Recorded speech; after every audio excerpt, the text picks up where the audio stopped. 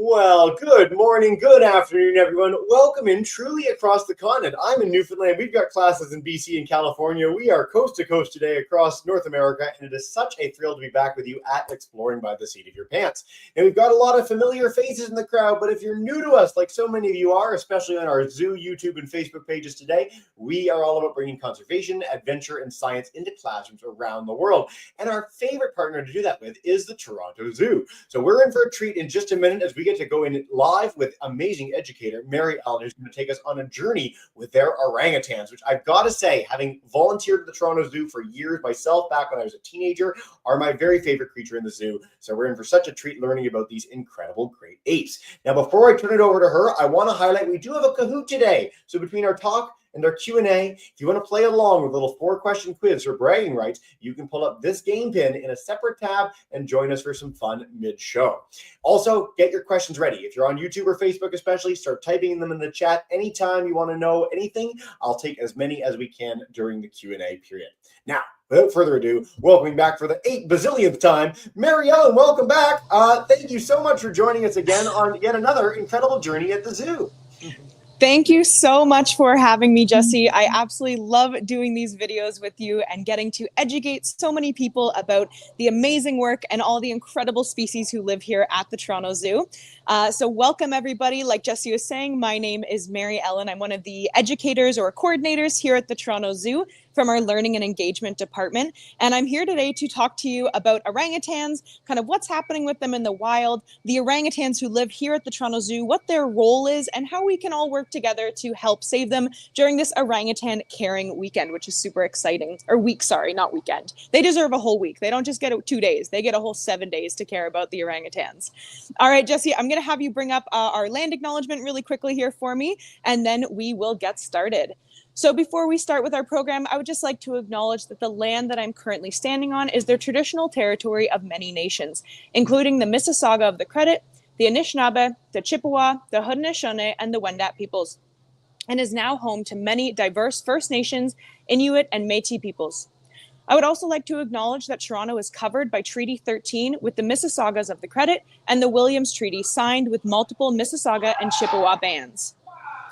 Thank you so much, Jesse. And with that, we will jump straight in. So I am currently standing in my Indo-Malaya pavilion here at the Toronto Zoo. It's actually very hot. Jesse and I were chatting before the show, and he was talking about how where he is right now, they've already had lots of snow. Here in Toronto, we haven't had really any snow yet. It's been a little rainy and doomy and gloomy outside with the clouds, but it is quite chilly. And yet I'm standing in this building in a t-shirt right now, and I'm actually getting a little bit warm. And that's because this pavilion that we're currently standing in mimics a rainforest. So orangutans are from a rainforest climate, and so that's where they prefer to be. So all the animals who live here are used to that warm temperature. So we have to keep this building nice and warm and very humid for them, which they love. Me, not so much. Now, we are going to be meeting these amazing creatures in just a few short minutes. But before we go, I wanted to talk a little bit about kind of what's happening to them in the wild, how they're doing in the wild, and then we'll get to go see them up close and personal. And they're also going to get a little extra special treat for us today to hopefully be able to see them a little bit better as well. Now, if you didn't know, there's actually 2 different types of orangutans out there in the world. Here at the Toronto Zoo, we have Sumatran orangutans. And given their name, they are from the island of Sumatra, but they kind of live in the overarching area of Indonesia in the world, which is pretty cool. Now, as we kind of talk about them, we're going to be specifically focusing on our Sumatran orangutans, and there are a few slight differences between them and the other type of orangutan as well. So we're going to just be talking about the Sumatran ones today. Now, Jesse mentioned as well, I've been on this channel before. We've done a few videos since 2020, I believe, actually. So we're coming up on our 4-year anniversary of doing these. And during that time, we've talked a lot about ways that animals are affected in their habitat. Now, given that orangutans are very large ape creatures and they live in a rainforest, they really rely on those trees in their rainforest to explore around, to eat food, to find everything they need, their nests that they build at night to keep them safe. They rely on those trees. And because of this, it's really important that we protect those habitats. And orangutans give back to their habitat. Does anyone want to guess? What do orangutans do? They're very large primates. They swing through the trees. Let's kind of brainstorm together. What do we think they do for their environment? You can write in the chat. Jesse will help me by reading some of them out here for you. And I can give some clues if we need it as well. Okay, so classes, we'd love to have you, whether you're on StreamYard, YouTube, Facebook. Share what you think orangutans do for their habitat in the chat. We're going to take questions like this throughout the broadcast. This is not just your chance to ask questions about orangutans, it's your chance to be actively involved as viewers of the show. So we'll wait for those to pour in. I know it takes a few seconds sometimes for this Christian class, Avoca West, Division 2, Miss Chador's group. Let's see what we've got coming in. So our first one's pooping. That's interesting. We almost never get anyone saying it anyway. So, what might that do, Mary Ellen, to help our trees? Help plants is our second answer. Maybe that's our answer. That is pretty right on the bar there. And I apologize as well. You might be able to hear in the background. I hope you can still hear me.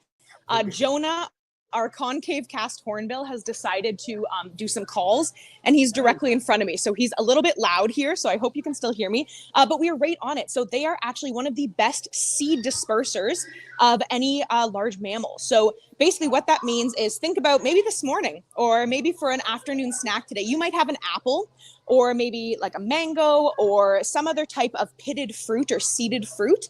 And when you eat it, you're probably not going to eat the whole thing. When I eat an apple, you cut it up, you take out the seeds, and you eat just the flesh of it.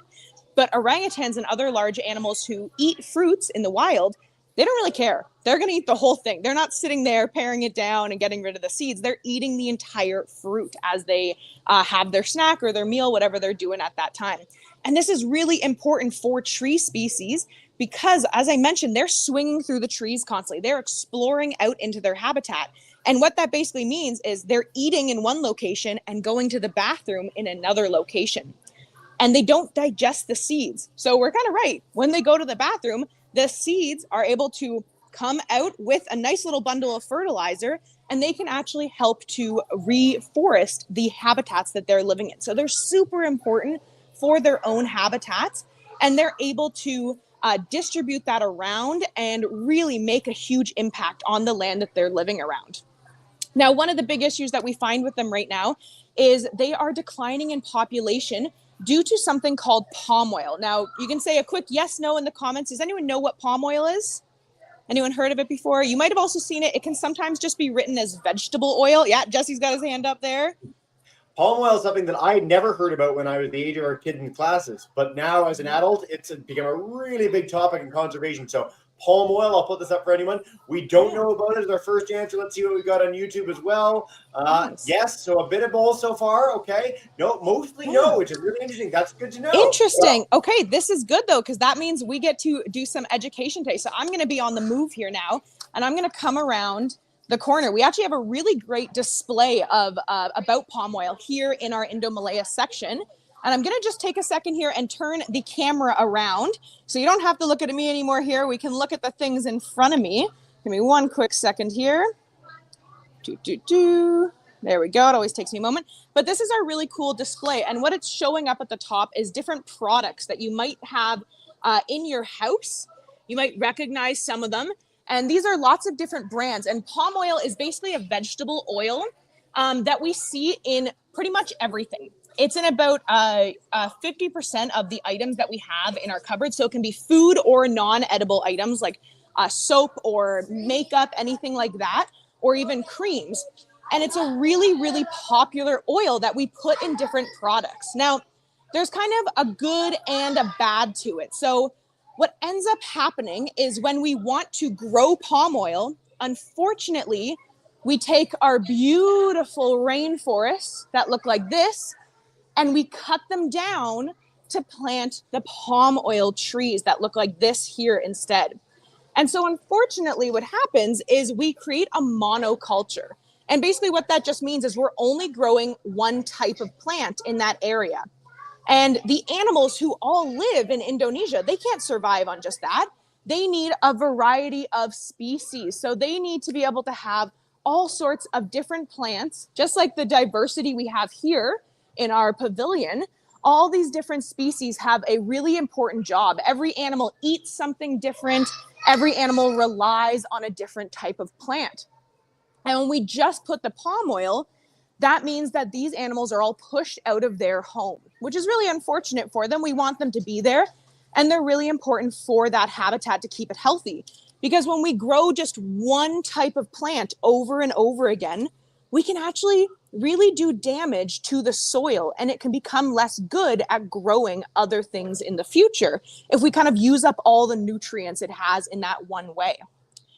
Now, palm oil is, again, like I said, it's good and it's bad. That's the bad. Getting rid of our beautiful forest, affecting animals like our hornbill Jonah, who's hanging out up there at the top, squawking at us, and also animals like our orangutans, that can be pretty detrimental to them. But there's also a good to it. And the good side is that palm oil is actually a really effective oil to use for human consumption. It grows really well in pretty much any season. So it's really easy to grow.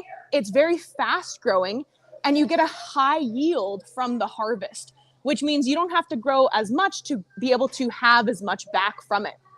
So it's really a great plant and a really great resource to us. The problem is how we are growing it. So unfortunately, by cutting down all of this natural forest and replacing it with just the monoculture, we are hurting the animals that live here. I'm going to try and tilt it up here so we can watch Jonah while we keep chatting here. And you'll hear probably in the background, I don't know, Jesse, you can let me know if you guys can hear it or not, but Jonah and our gibbons are chatting now. So there's a hooting sound and then a squawking sound on my end here. So Jonah's just up at the top talking to all the gibbons up there.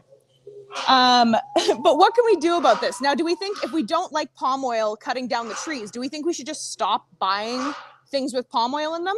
Do we think we should just cut it out? What do we think we can do? What do we think, guys? If you guys want to chime in, that's fantastic. And Mary Ellen, I'll ask too, if you want me to play the orangutan video as a bit of a backdrop, I certainly can as well. But we'll see how it goes. I know we've got some extra sections to go to in the program. Palm oil, what do we think? Is we just stop buying it? Can we stop getting it? Will that help things? These are the complicated questions that, by the way, not just kids are dealing with, but entire communities, the world. We like Nutella, grow fewer trees. That's interesting. Okay. We don't need it quite so much. We've got our gibbons hanging out with us now, swinging around. Fantastic. It's one of my very favorite things to see at the Toronto Zoo whenever I get a chance to go. Let's see. Any other comments on our palm oil?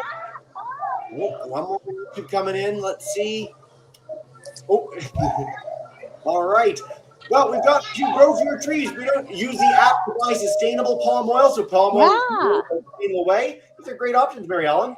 That's awesome. And that was exactly what I was going to talk about. So we don't want to just stop buying them. I mentioned all that good about palm oil.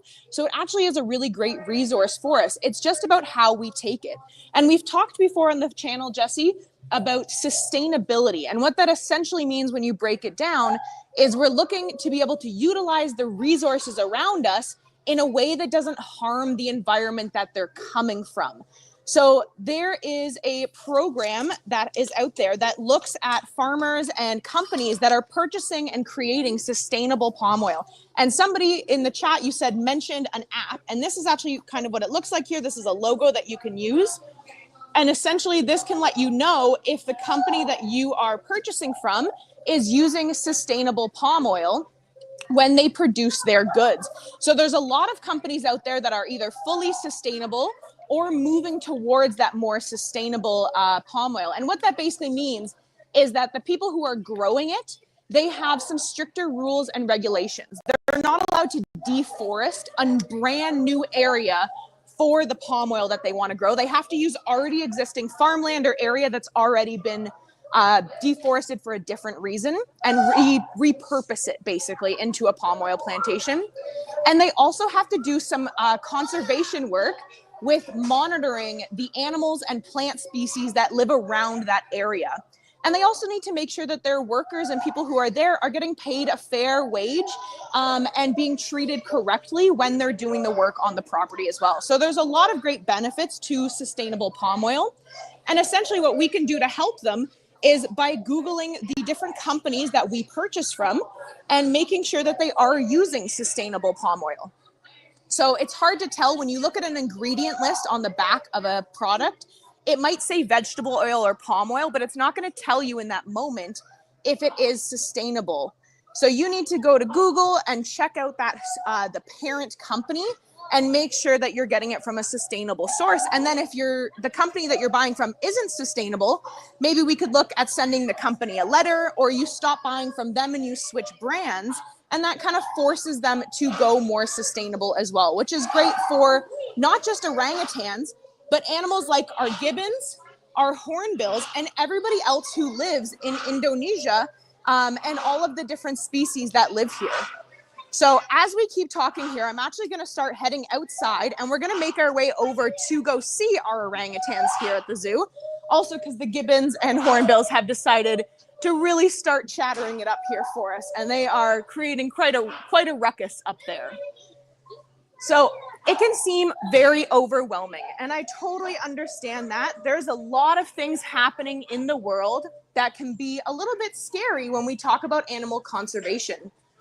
And it can be a little overwhelming to think about it all at once. But what we can do is focus on one thing at a time. And what we like to focus on for this issue is we focus on the orangutans. This is actually a little statue we have outside for the orangutans here. And we focus on one animal. And we call that animal an umbrella species.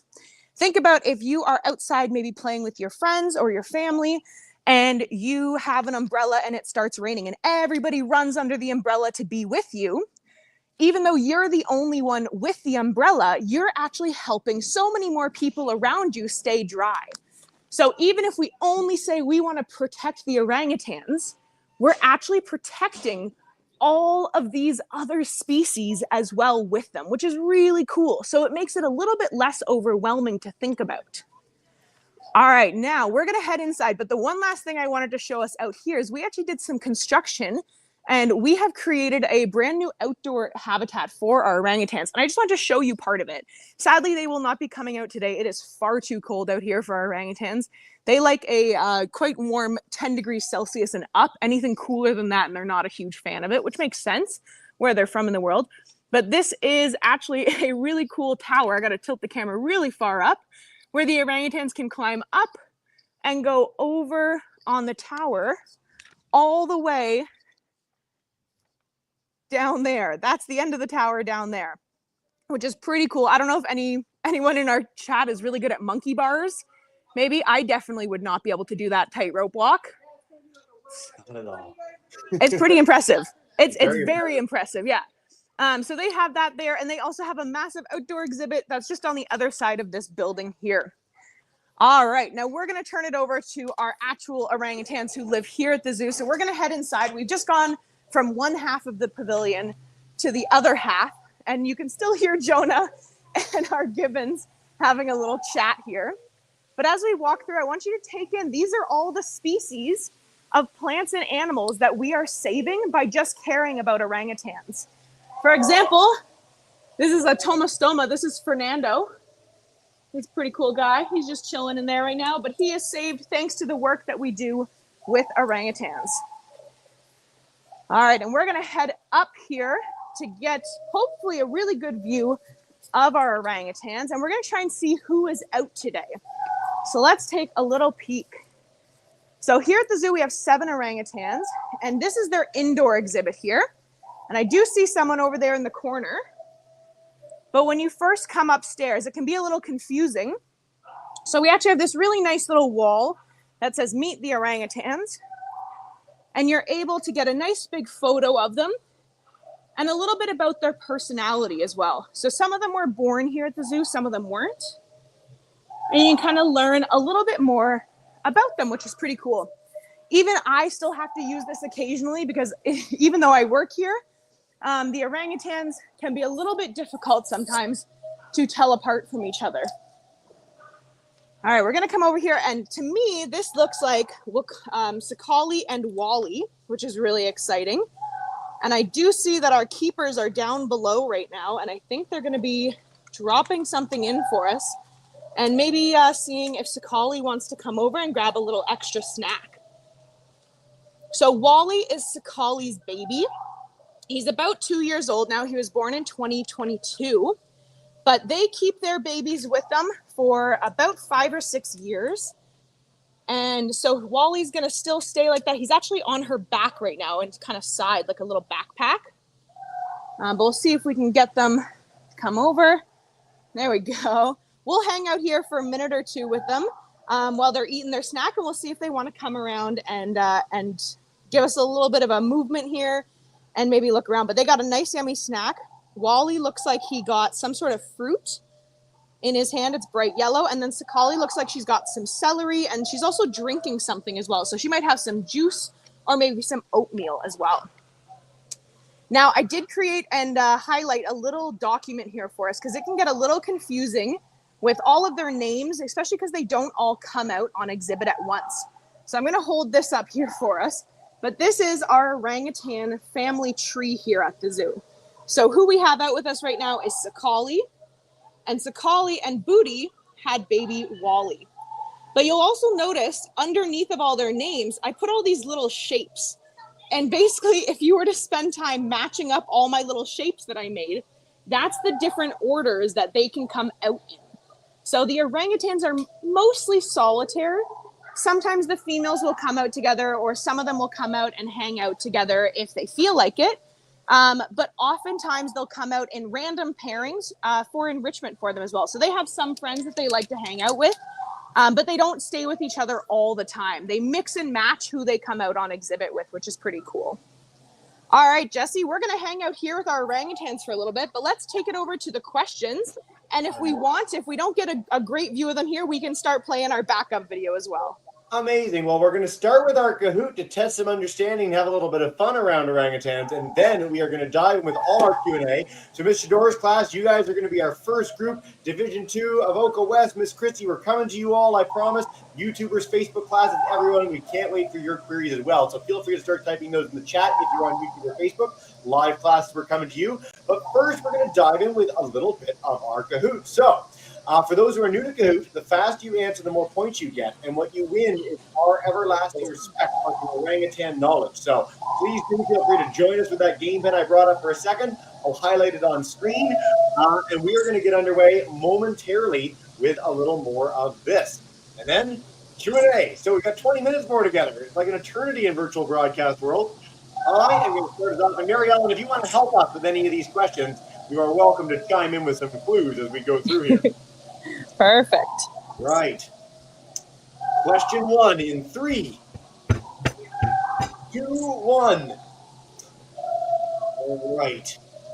Orangutans live on which continent? Where do they live? We talked about island earlier in the broadcast, but are they in North America, Africa, Australia, or Asia? What do we think? And if you just want to yell it out in your class as well, that is totally fine. Where can we find our orangutans? Are they in South Africa?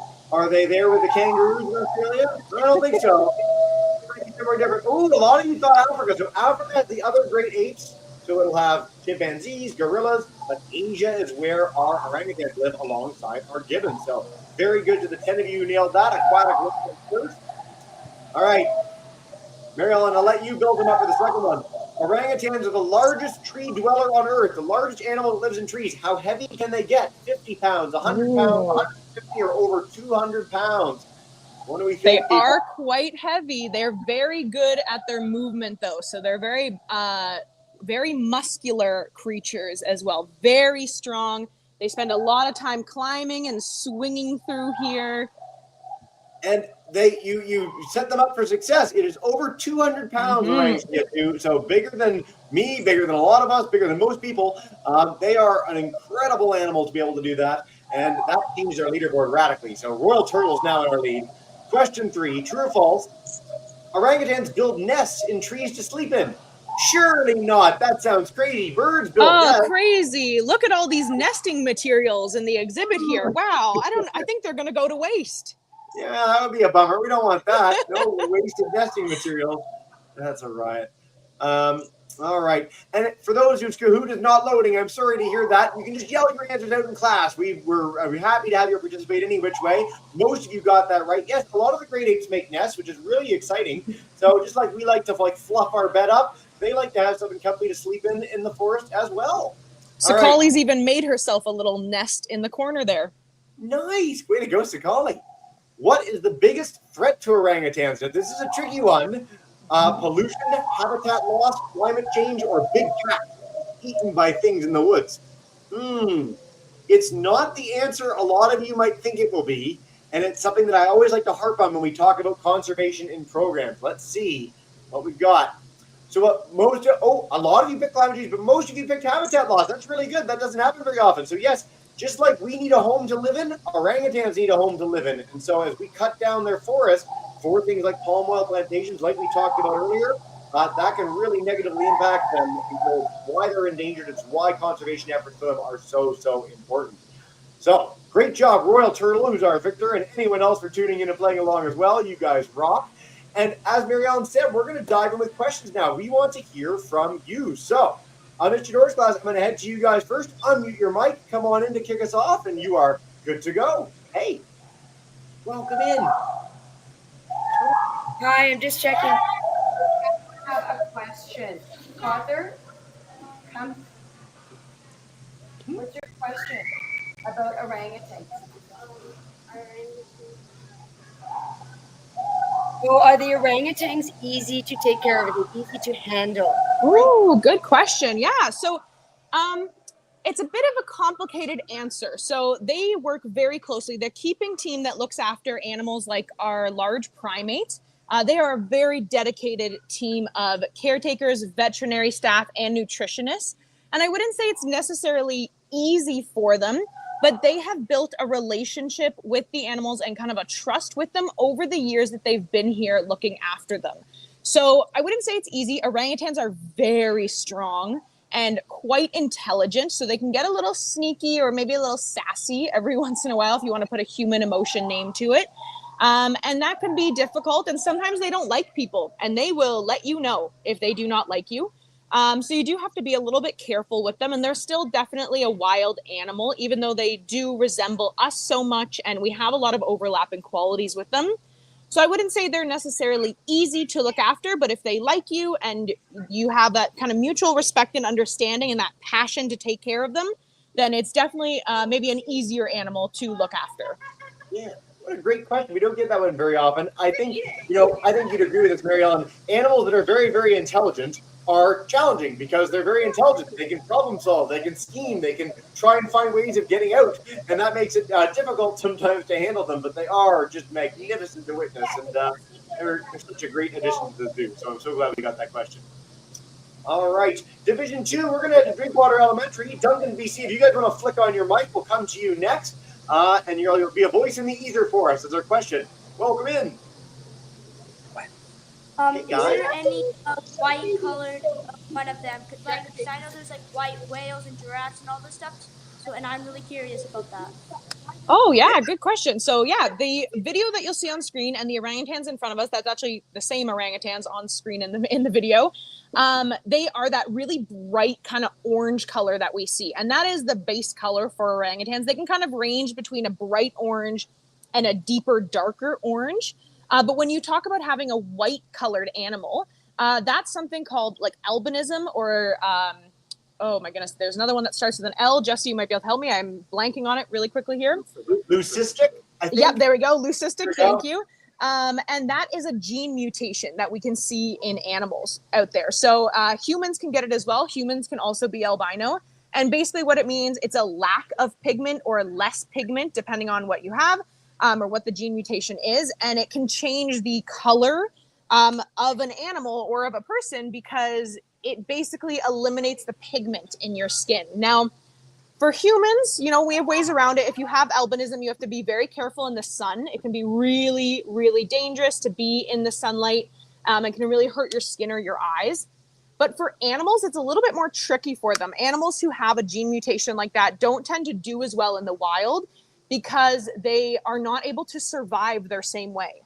Orangutans are this kind of big orange color because when they're in the trees, they can actually kind of blend in. And if they are actually white, then they're going to stand out more, which means they might be at a harder, or they might have a harder time avoiding any predation, especially at a young age when they're super vulnerable, as well as another orangutan may not pick them to be a mate just because They do not look like a classic orangutan. They might have a harder time surviving, and they wouldn't want to pass on those genetics in the wild. So typically when you see a lot of animals who have that color variation, it's due to captive breeding situations. Like even like axolotls, they don't really come in that many colors, but captive breeding has selectively bred different colors into animals like that. Fascinating. Thank you, Mary Ellen, for linking in axolotls too. I also love that in the midst of that conversation, an orangutan appeared in a white shirt. That was amazing. So It was perfect timing. Video editors. Avoca West, we're going to head to Illinois. Come on in for a question and take us away, guys. Welcome to the broadcast. No, guys, sit down, please. Let Lada ask a question. What is the oldest primate in your zoo? Ooh, great question. So the oldest primate that we have is actually one of our orangutans. Her name is Pupe, and I'll head back over just really quickly here, and we will look at her little nameplate here. So Pupe is one of our what we call OG or original animals here at the zoo. The zoo just had our 50th anniversary, and Miss Pupe here came to the zoo, or was born, came to Toronto in 1973. And we think she was born somewhere in 1967, which makes her about 57 years old. So she's definitely our oldest here. She is a very iconic animal here at the zoo. If you've ever visited the Toronto Zoo, Pupe only comes out by herself. She's not like the other orangutans where I mentioned they mix and match who they come out with. Pupe is a solo gal. She prefers that. She likes to come out and just hang out by herself.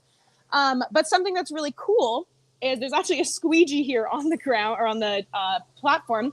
She, over the years, has watched the people in the zoo a lot. She is a very people-focused orangutan.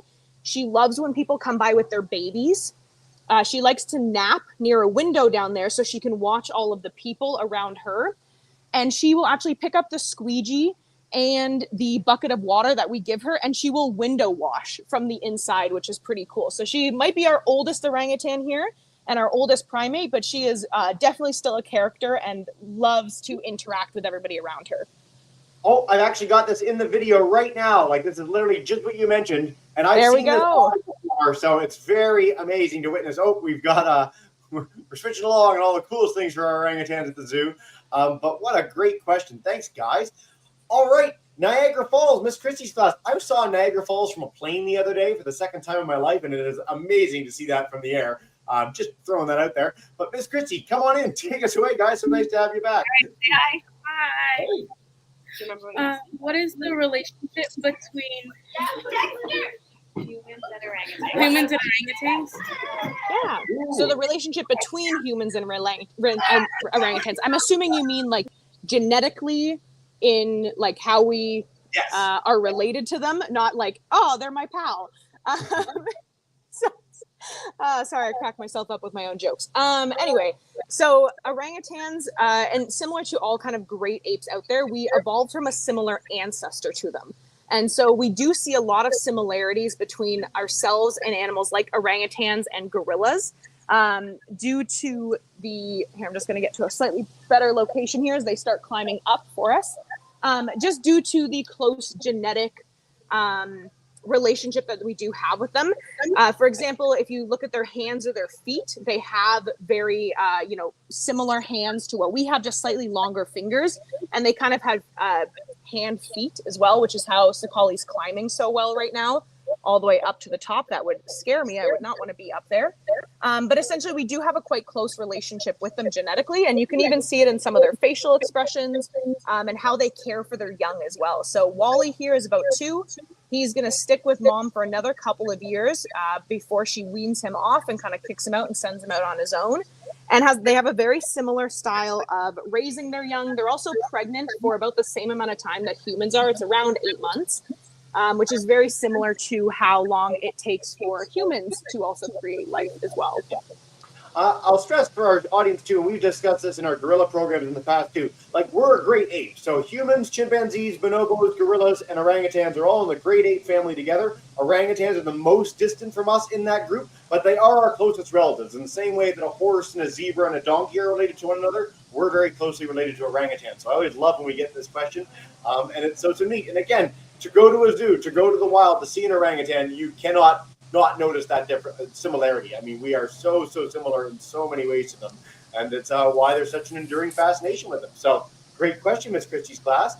YouTubers, Facebook classes. There's not too many questions coming in there, but Miss Coburn's class in Hamilton wanted to know what's the biggest challenge you have on a daily basis in caring for them. Ooh, I think it's a universal challenge, not just maybe with the orangutans, but with just caring for animals. I think people often forget they are a live creature with the brain, and everyone has a different level of brain function. So I always like to say that animals are as smart as they need to be to survive, because clearly they're still here on Earth and they have created their survival techniques, but they are still thinking. They are having, movements around them. They're doing things around them to do whatever they feel necessary to survive. And just working with a living creature that has its own brain function can prove great challenges. So Sakali and Wally are out on exhibit right now, but the rest of the orangutans are in other secondary exhibits, and they rotate who comes out on the main exhibit. Same thing in the summer, they'll change who comes out on the outdoor exhibit. And the way that they do that is the keepers will go behind the scenes, and there's a little concrete pathway here that leads to like a tunnel that takes them to other exhibits. And the keepers have to stand next to that door because they can't go in with the orangutans, and they have to call to them. Sometimes it's by their name. Sometimes they might have some food in their hands. Sometimes there's a sound that we recall our animals to, like a bell or a whistle, something like that. And the animal has to choose to do that movement. So from up here, they would have to choose to come down and out the pathway. And sometimes they don't want to do that. And there's really absolutely nothing that we can do to force them to do it, to get them to do it in any way. We're at their pace. So if they don't want to do it, they're not going to do it. Sometimes Poupe has stayed on exhibit the entire day because she didn't want to move from her nap spot. And you kind of just have to accept that in life, that working with animals can be difficult in many ways, but that's probably the biggest one. That's something we encourage happen in every one of our live broadcasts with animals. That's one of the great joys of programs with you guys at the zoo. So I'm so glad we got that question. Mary Ellen, time flies and you're having fun. We are nearing the end of the broadcast. So what we'll probably try and do is a rapid fire round with our live classes. Perfect. Miss Chidor's class, if you guys want to kick us off with one, come on in, unmute your mic, and you are good to go. Hey, guys. Hey, Phoenix, do you have a question? Yeah. How long do orangutans live still, or can? Yeah. So the average orangutan, they have a very similar lifespan in the wild and in captivity, but usually into their like 30s or 40s. So Poupe being 57 is quite spectacular. That is quite spectacular. Good for her. Division 2, let's head to our Drinkwater School. Unmute your mic and take us away in Duncan. Hi, guys. What fruits do orangutans eat the most? Oh, yeah. So our orangutans here, they love melons. Absolutely love them. They'll get apples. They also really get they get Oreos sometimes as a high value treat. So I know that's not a fruit, but I thought that was a fun fact. They get mini Oreos, and they also love oatmeal. But yeah, lots of melons, lots of vegetation, apples, different mango, that kind of fruit as well. Yeah. Very cool. This has become an even faster rapid fire round than I thought. Mary Ellen, you rock. So I'm going to sneak in a quick question from Facebook. We had one about how many orangutans are left in the wild, if you happen to know. Oh my goodness. You know what? I almost always happen to know that answer off the top of my head for any animal that we're focusing on. Jesse, do you happen to know that one? I think you might have stumped me here. I Googled it just in case, but it's a tricky one. So 50 to 60,000 we estimate. It's really hard to get a number on something like an orangutan because they're in really dense forests and they're spread over a really wide array of islands, especially in Indonesia. But that's what we think, which is really low for something like them. So again, there's a lot of conservation efforts on hand, but 50, 60,000, it puts them all in the critically endangered sort of situation. So there are a few, but we're working hard to save them, and that's what groups like the Toronto Zoo are working to do as well. So great question on Facebook, and thank you very much for that. All right, Avoca West, we're going to Illinois, and then Miss Christie will wrap up with you in a second. Come on in, guys, grade 3s, take us away. How many baby orangutans do you have? Ooh, so we only have one currently. Up here, that's baby Wally. He's going on a little side quest up there right now. But in total, I believe we've had something like 15 born at the zoo. Poupe, for example, she's had about 5 in her lifetime, which is about average for a female orangutan to have 5 offspring in their lifetime. That's remarkable that you've had that many at the zoo. And I want to stress, it's really like one of the great challenges of a zoo or aquarium is to have it where animals are comfortable enough to have babies. So the fact that there's been that much so many babies born over the time that they've had the orangutans at the zoo is really quite remarkable and speaks to how well the animal staff take care of them there. So thank you for that question, guys.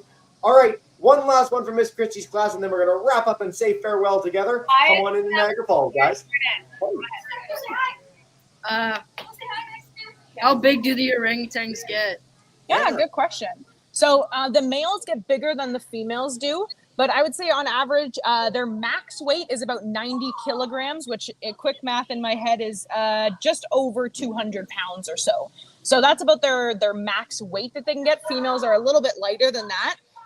But if Sakali was on the ground with you right now, if you were in maybe 6th to 8th grade, you'd probably be looking, maybe 6th grade, you'd probably be looking like eye to eye with her if she was kind of crouching on her back feet. Interesting. Thank you for the analogy, Mary Ellen. I want to stress for all our kids, if you guys want to learn more, if you don't happen to be in the Toronto area, torontozoo.com has all sorts of amazing stuff on the science, the animals, and more that they have there. It's a really great resource. But please do check us out on YouTube. We've done like 40 plus broadcasts at the zoo over the years. We do one every month, all school year long. So plenty more to come. And before we wrap up and say farewell to everyone, Mary Ellen, is there just a last message you want to share with us about the zoo, the orangutans, anything to say farewell with today? Always. I always just like to say thank you so much for joining us here today. Even by just participating and learning about these amazing creatures, you can help spread the word about them. And I encourage everyone to go home tonight, take one item from your pantry, your fridge, your cosmetic drawer, and I want you to Google the company and see what kind of palm oil they use, and maybe consider seeing if there's a brand that we can switch to instead. No better message than that, Mary Ellen. Such a thrill having you on. Stick around for after we're done as always. And I'm going to bring in our Avoca West and our Miss Christie's class to say a big thank you and farewell. Have a wonderful